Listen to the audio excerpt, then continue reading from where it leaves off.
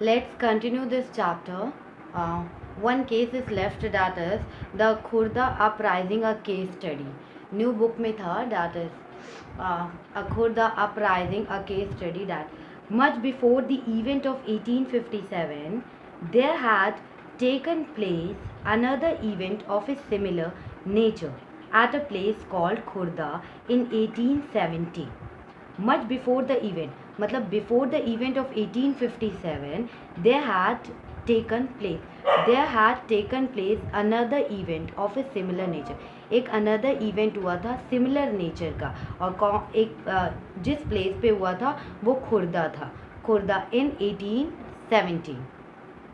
Here it would be instructive for us to study that event and reflect on how resentment against the colonial policies of the British had been building up since the beginning of the 19th century in different parts of the country. And 1857 की घटना से बहुत पहले उसी प्रकार की एक घटना 1817 में एक प्लेस पे घटी थी, जैसे खुर्दा. उस प्लेस का क्या नाम था? खुर्दा. हमारे लिए उस घटना का मतलब उस घटना को पढ़ना या इस बात पे विचार करना भी एजुकेशनिस्ट होगा या शिक्षाप्रद होगा कि कैसे अंग्रेज़ों ने कोलोनाइजल पॉलिसीज़ के खिलाफ 19th सेंचुरी की शुरुआत से ही देश के विभिन्न हिस्सों में असंतोष निर्मित होने लगा था. या आप कह सकते हैं कि मतलब सिमिलर नेचर का वो केस था और इंस्ट्रक्टिव फॉर अस, मतलब इट वुड बी, हमारे लिए वो इंस्ट्रक्टिव का केस इंस्ट्रक्टिव रहेगा कि अगर हम उस इवेंट को स्टडी करेंगे. वो रिफ्लेक्ट करता है कि how resentment against the colonial policies of the British had been building up. जो रिसेंटमेंट था अगेंस्ट कॉलोनियल पॉलिसीज के, ब्रिटिशर्स के अगेंस्ट, वो कैसे बिल्डिंग अप हो रहा था 1817 से. सिंस ये तो beginning of the 19th century, ये beginning of the 19th century different parts of the country में ये चीज़ें हो रही थी. And Khurda, a small kingdom build up in the late 16th century in the south eastern part of Odisha, was a populous and well cultivated territory consisting of 105 ghats, 60 large and 1109 small villages at the beginning of the 19th century. Its at the beginning of the 19th century. And you can say Khurda, जो कि उड़ीसा के आप कह सकते हो south, Orissa के south east में है, उड़ीसा के साउथ ईस्ट में है, ईस्ट पार्ट में स्थित एक छोटा सा राज्य था. वह 19th सेंचुरी की शुरुआत में वहाँ पर 105 गड्ढों, जिसमें 16 बड़े और 1109 छोटे गांव सम्मिलित थे. गढ़ मतलब वहाँ पे गढ़ थे, आप कह सकते हो बहुत बड़े बड़े गढ़ थे. जैसे वहाँ पे 105 गढ़ थे, जिसमें 60 बड़े गढ़ थे और 1109 छोटे गढ़ थे. और एक जनबहुल मतलब एक वो फर्टिलिटी, वहाँ पे बहुत फर्टिलिटी था वो क्षेत्र, आप कह सकते हो बहुत उपजाऊ, और बहुत ही उपजाऊ क्षेत्र था. एंड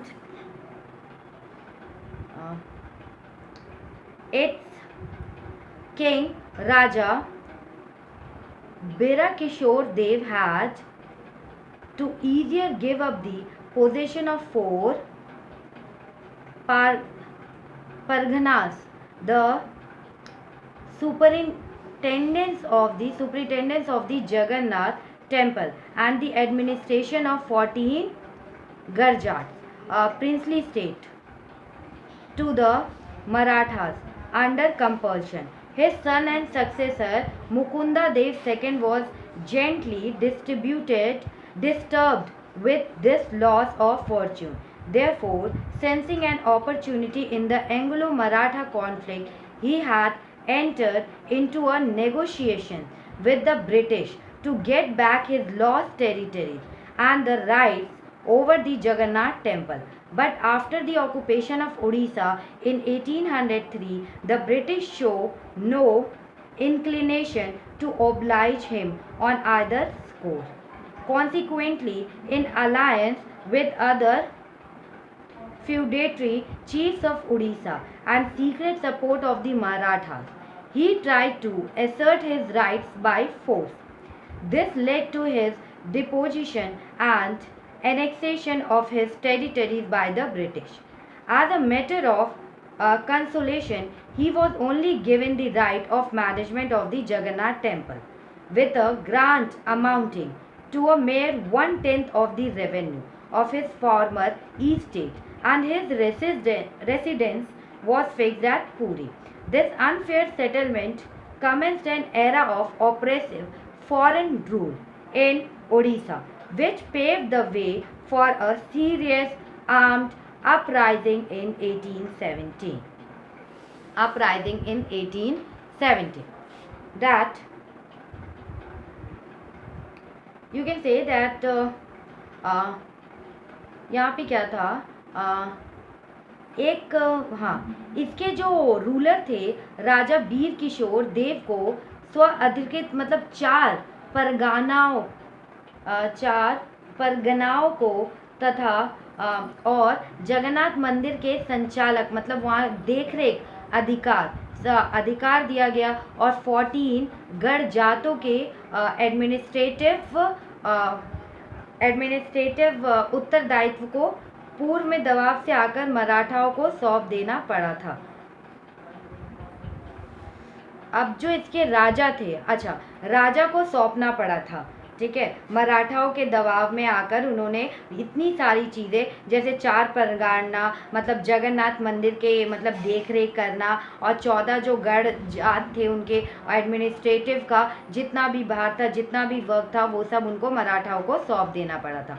उनके पुत्र तथा सक्सेसर मतलब आप कह सकते हो उनके पुत्र या उत्तराधिकारी मुकुटदेव सेकंड इस दुर्दशा से विचलित थे, क्योंकि जब मराठाओं ने उन पर अत्याचार किया, दबाव डाला, इसको देख के वो बहुत ही परेशान थे। इसलिए अंग्रेज़ों और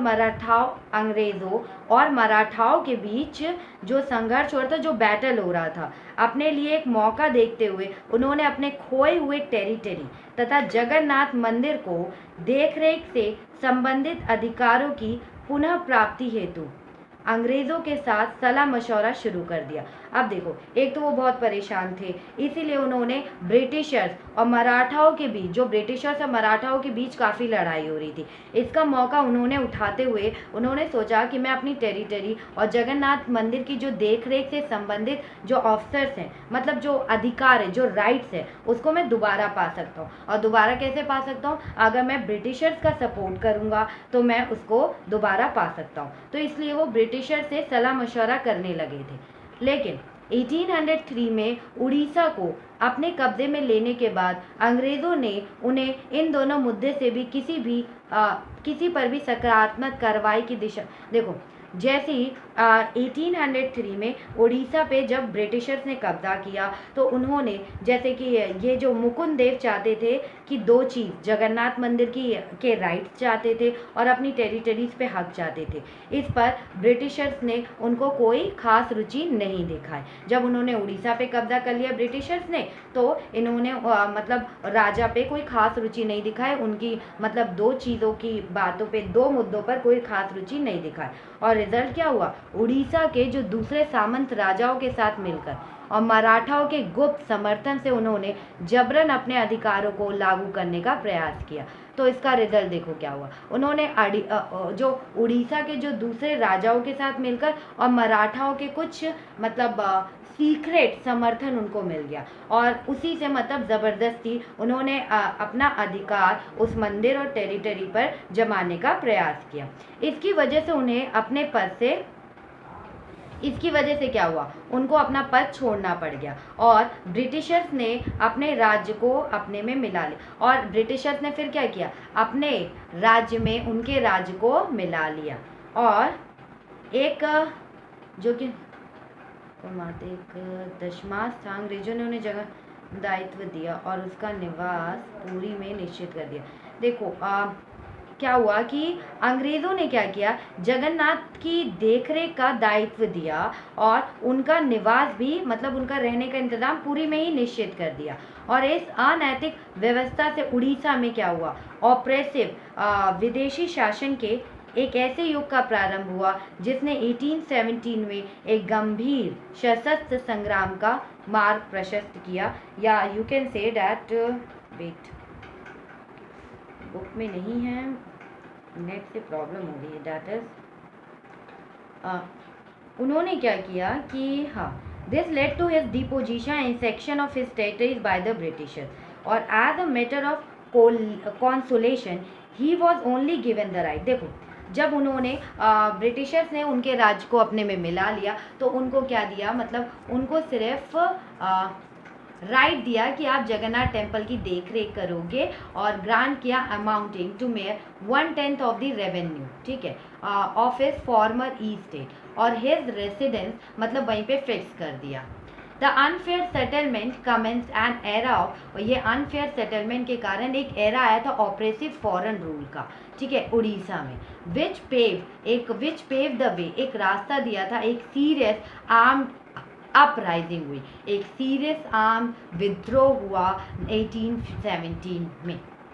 and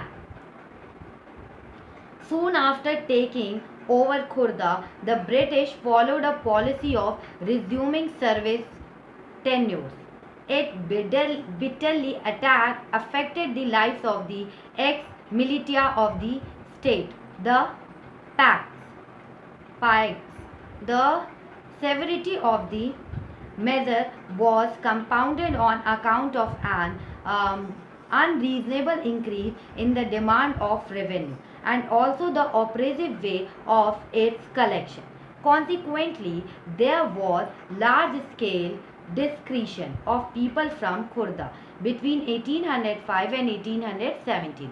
Yet, the British went for a series of short-term settlements, each time increasing the demands, not recognizing either the productive capacity of the land or the paying capacity of the royals. No leniency was shown even in case of natural calamity, which Odisha was frequently prone to. Rather, lands of defaulters were sold off to scheming revenue officials or speculators from Bengal. And that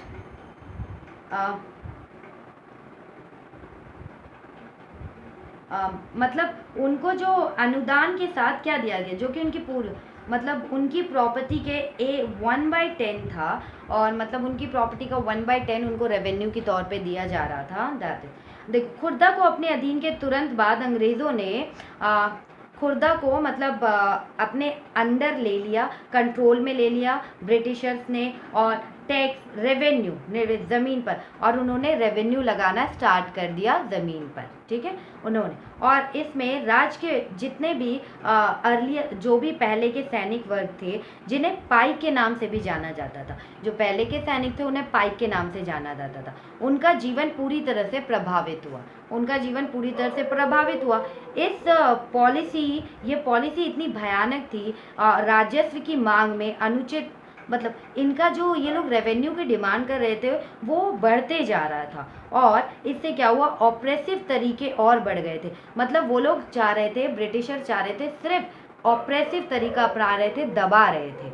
और इस ये जो कार्रवाई हुई, इसका result क्या आया, 1805 and 1817 के बीच में खुर्दा से बड़े पैमाने पर लोग ज़मीन छोड़कर चले गए।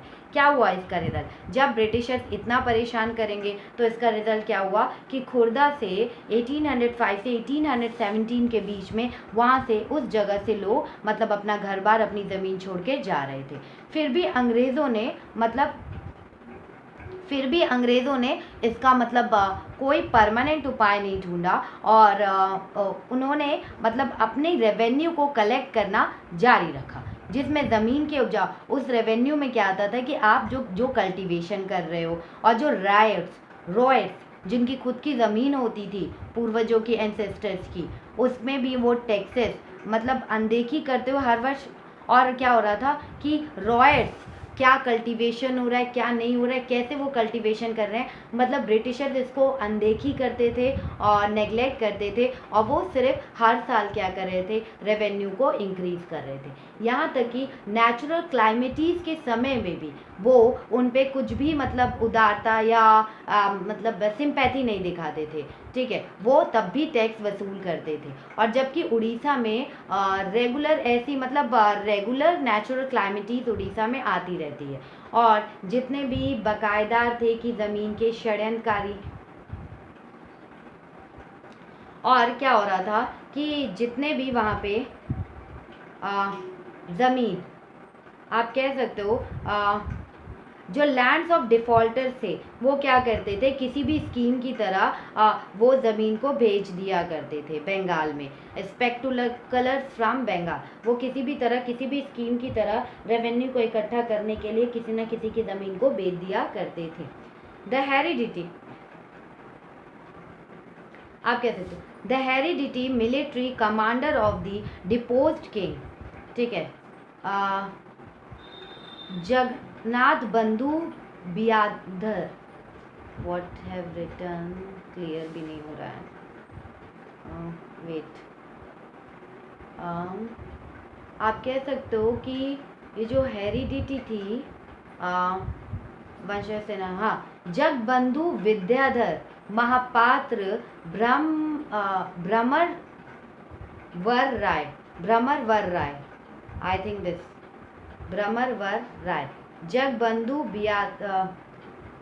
भ्रमर राय, हाँ, जगबंधु विद्याधर महापात्र भ्रमरवर राय और भ्रमरवर राय और Bakshi Jagbandhu as he was popularly known, was one among the dispossessed landholders.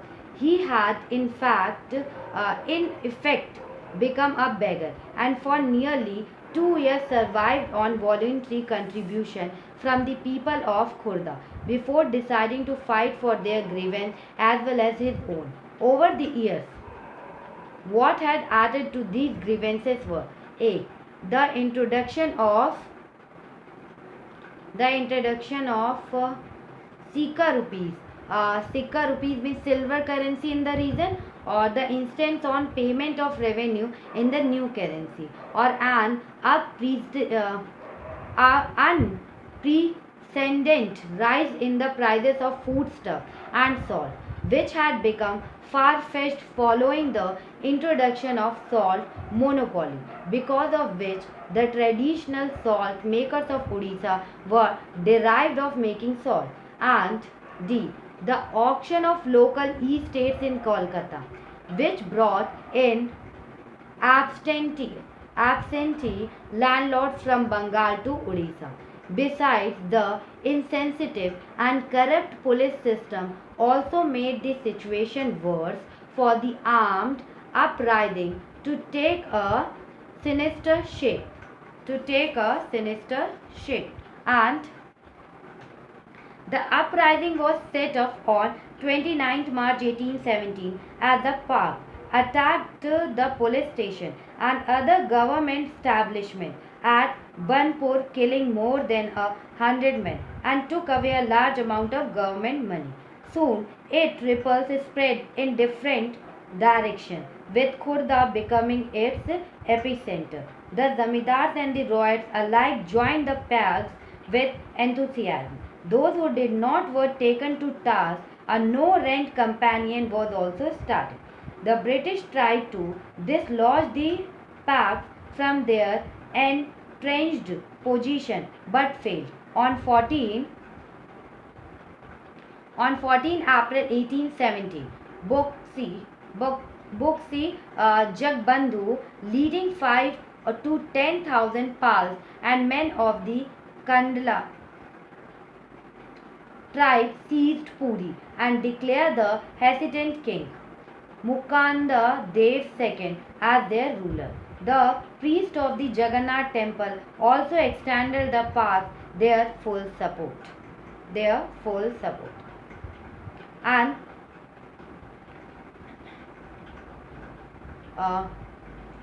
their full support, that is क्या हुआ था कि जो heredity military commander of the deposed king थे, एक हेरिडिटी मिलिट्री कमांडर के एक डिपोज्ड किंग थे, दैट इज आप हिंदी में कह सकते हो कि व्हाट खुर्दा के विस्थापित हेरिडिटी के राजा का जो वंशानुग हेरिडिटी सेना नायक, ठीक है, जगबंधु विद्याधर महापात्र ब्रह्मवर राय, जिन्हें लोग बख्शी जगबंधु के नाम से जानते थे, वह ऐसे बेदखल हुए जमींदारों में से एक थे। मतलब वो जमींदारों में से एक थे जिन्हें बेदखल किया गया था। व्यवहारिक रूप से तो वे एक भिखारी, मतलब एक्चुअल रूप से वो भिखारी बन गए थे। अपने तथा अपने जैसे जमीन से बेदखल हुए लोगों की ओर से संघर्ष करने का उन्होंने निश्चय लिया। ठीक है, निश्चय लेने से पहले उन्होंने 2 साल तक उन्हें खुर्दा के लोगों के, देखो ये मतलब उन्होंने अपने जैसे लोगों की सेवा करने के लिए निश्चय लिया था कि हम संघर्ष करेंगे, ब्रिटिशर से लड़ेंगे, हमें बेदखल किया गया। उससे पहले उन्होंने क्या किया, 2 साल तक उन्हें लोगों से, मतलब लोग जो दान देते थे, लोग उन्हें खाना देते थे, उससे उन्हें 2 साल तक गुजारा करना पड़ा था। और बीते हुए वर्ष के साथ साथ जो तकलीफें और जो शिकायतों के साथ उन्होंने जोड़े, आप कह सकते हो कि जो तकलीफ़ें इन शिकायतों के साथ जुड़ गई थी, मतलब जैसे जैसे समय बीत रहा था उन्हें काफ़ी तकलीफ़ हो रही थी, तो वो समय के अकॉर्डिंग उसको रिकॉर्ड कर रहे थे, याद कर रहे थे। पहला क्या था, अंग्रेज़ों द्वारा इस क्षेत्र में चांदी के सिक्कों, पहला इस क्षेत्र में मतलब खुर्दा में क्या किया गया था, ब्रिटिशर्स ने सिल्वर कॉइन को यहाँ पे लेकर आई थी। ठीक है, एंड सेकेंड इस ये जो नई मुद्रा में या राजस्व, और पता है, और ब्रिटिशर्स ने क्या कहा, ये जो हम सिल्वर कॉइन्स लेकर आए इसी में आप रेवेन्यू टैक्स देंगे, और उन पर प्रेशर करने लगे। और क्या हुआ कि जो फर्टिलाइजर्स की जो चीज़ें हैं उनकी कीमत भी पहले से बहुत ज़्यादा बढ़ गई, और यहाँ तक कि जो नमक की और जो नमक है उसकी भी कमी हो गई थी। ठीक है, नमक की भी कमी हो गई थी, जो कि कंपनी के, मतलब कंपनी के हक में था, मतलब कंपनी का उस पर एकाधिकार था। ठीक है, कि नमक के चलते, मतलब कंपनी का उस पर एकाधिकार था कि कंपनी वहाँ से नमक निकाल सकती है, कंपनी कर सकती है। तो इसके कारण कंडीशन बहुत ख़राब हो गई, और जिसके कारण उड़ीसा का जो ट्रेडिशनल रूप था नमक बनाने वाले, जो उड़ीसा के जो लोग काम करते थे, जो नमक बनाते थे, वो क्या हो गए, वो इस काम से बेदखल हो गए। और उसके बाद जो वहाँ के एक्चुअल ज़मींदार थे, ज़मींदार की कलकत्ता में नीलामी, जिसके कारण उड़ीसा में बंगाल के क्या हुआ था, जो वहाँ के लोकल ज़मींदार थे, लोकल ज़मींदार की कलकत्ता में क्या किया जा रहा था, नीलामी की जा रही थी, जिसके कारण वो उड़ीसा में बंगाल के अनुपस्थित ज़मींदारों का आगमन, मतलब उड़ीसा में वो लोग आ गए, जब उनकी नीलामी होने लग गई थी तो वो उड़ीसा में आ गए थे। और इसके अतिरिक्त वहाँ पे क्या था, एक भ्रष्ट पुलिस था। ठीक है, स्थिति और दुष्कर बना दिए, जिसके चलते मतलब लोगों ने वहाँ पे क्या किया कि जीना बहुत मुश्किल बना दिया था। ठीक है, वो जो derived makings of the auction, मतलब ऑक्शन हो रहा था local E states in Calcutta में, और विच ग्रॉ उन्हें इन एब्सेंस लैंडलॉर्ड्स उन्हें बंगाल से कहाँ लेकर आ गया, उड़ीसा लेकर आ गया। और इनसेंसिटिव और जो करप्ट पुलिस सिस्टम था उसने इस सिचुएशन को और भी वर्स बना दिया, और जिसके कारण क्या हुआ, armed uprising to take a sinister shape, armed uprising हुआ to take a sinister shape. And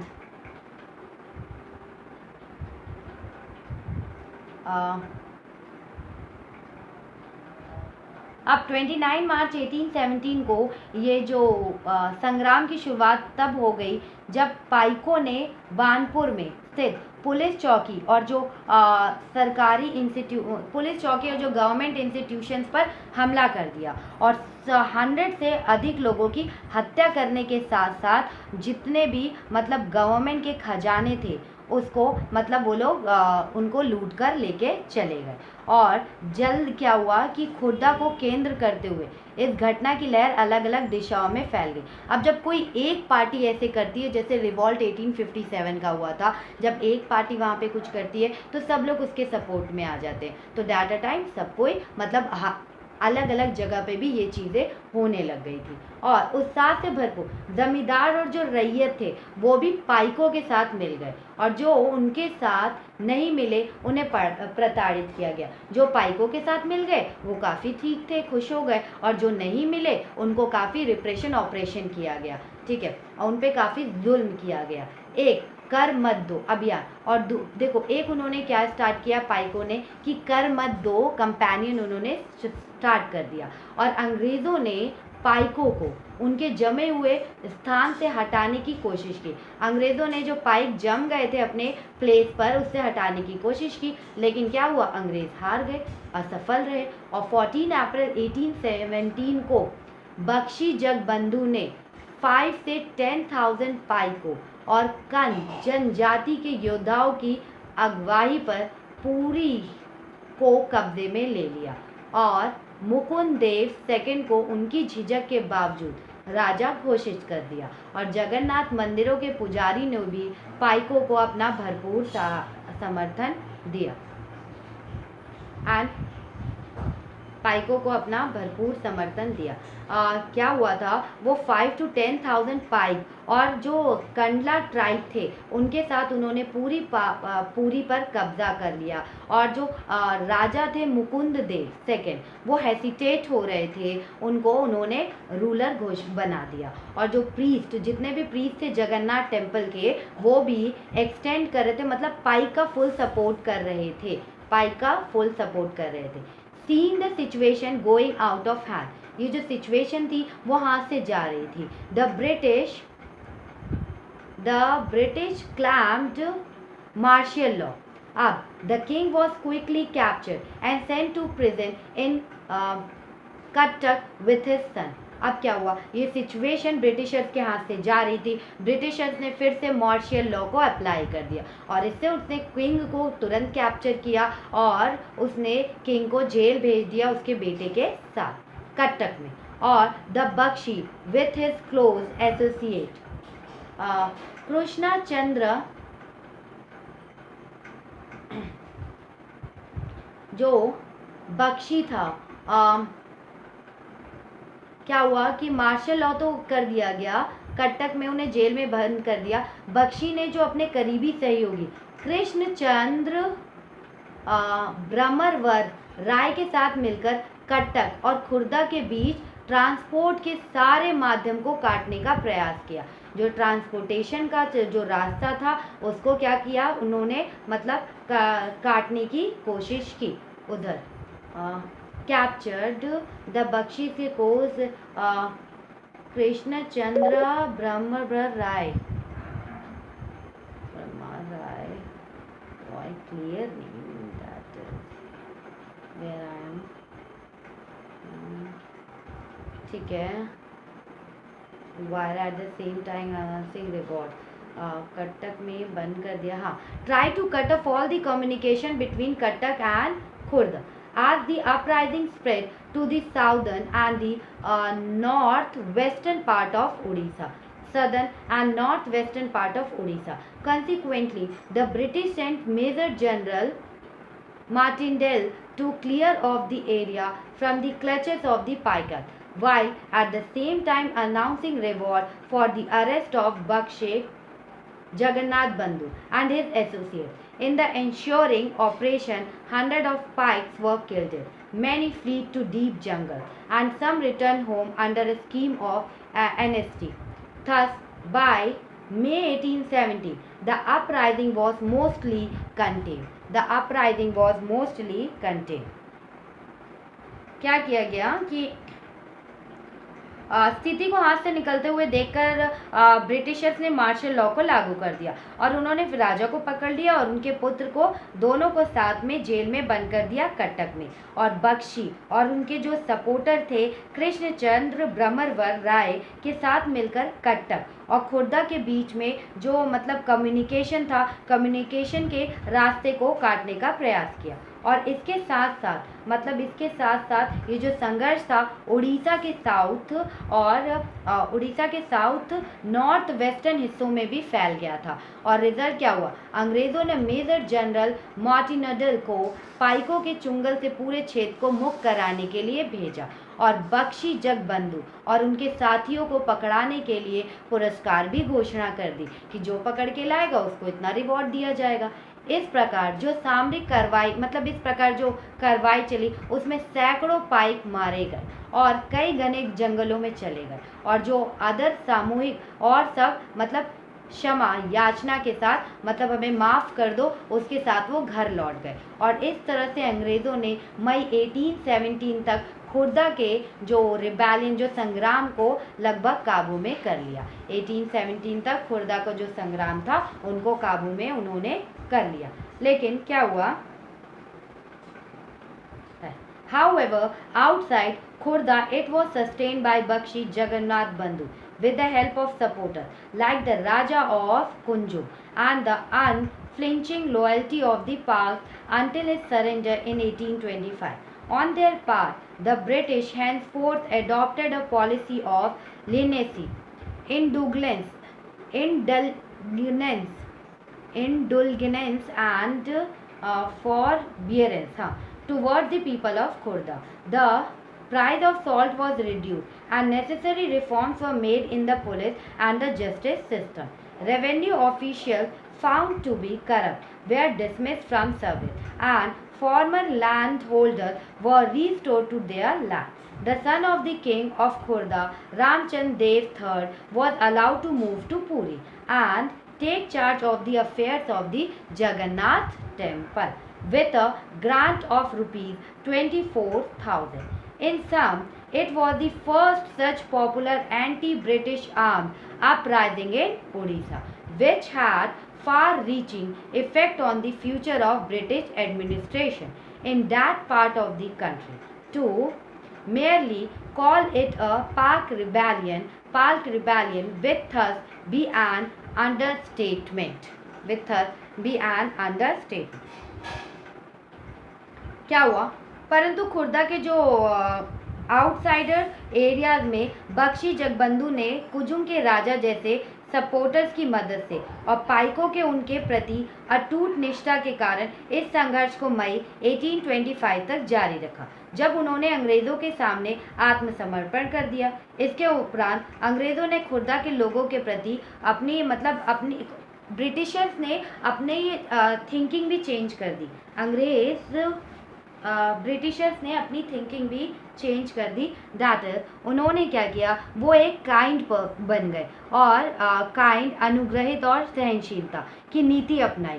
police और न्यायिक व्यवस्था में सिस्टम में भी काफ़ी चेंज किया और नमक की कीमतों को भी काफ़ी कम कर दिया। और जो लोग ज़्यादा से ज़्यादा रेवेन्यू, जो अफसर ज़्यादा भ्रष्ट थे, करप्टेड थे, उन्हें वहाँ से सस्पेंड कर दिया गया और नौकरी से निकाल दिया गया। और जो ज़मींदार जिनको उनकी ज़मीन से भगा दिया गया था, उन ज़मींदारों को उनकी ज़मीन लौटा दी गई। और दिवंगत खुर्दा के जो राजा के पुत्र रामचंद्र देव III को मतलब पूरी जाने दिया, इंडिपेंडेंट उन्हें पूरी जाने दिया और 26,000 रुपीज़ के साथ उन्हें जगन्नाथ मंदिर की देखरेख की दायित्व भी सौंप दिया गया। जगन्नाथ मंदिर की देखरेख का दायित्व उन्हें सौंप दिया गया। और अगर आप शॉर्ट में देखें तो ये उड़ीसा में ब्रिटिशर्स के विरुद्ध पहला फर्स्ट लोकप्रिय आर्म्ड संघर्ष था, जिसका उस क्षेत्र में ब्रिटिश शासन पर दूरगामी मतलब ब्रिटिश एडमिनिस्ट्रेशन पे बहुत ही प्रभाव पड़ा था। अतः इसे मात्र पाइक विद्रोह कहना, इसे कम दर्द पर आंकना होगा। इसीलिए हम इसे मतलब पाइक विद्रोह कहेंगे तो इसे बहुत छोटे में हम इसको डिस्क्राइब कर रहे हैं, ठीक है। और ये ब्रिटिशर्स पे, ब्रिटिश के एडमिनिस्ट्रेशन को इसने पूरी तरह से हिला कर रख दिया था। इफेक्ट, बहुत भयंकर इफेक्ट हुआ था ब्रिटिशर्स पे और हिला कर रख दिया था। दैट टू यू कैन से कि 1857 हम लोग जानते थे, लेकिन 1817 में भी इन लोगों ने, ब्रिटिशर्स ने भी ब्रिटिशर्स को हिलाकर रख दिया गया था। एंड दिस वॉज द, मतलब दिस इज कंप्लीट है आपका chapter, that is 5th chapter is complete.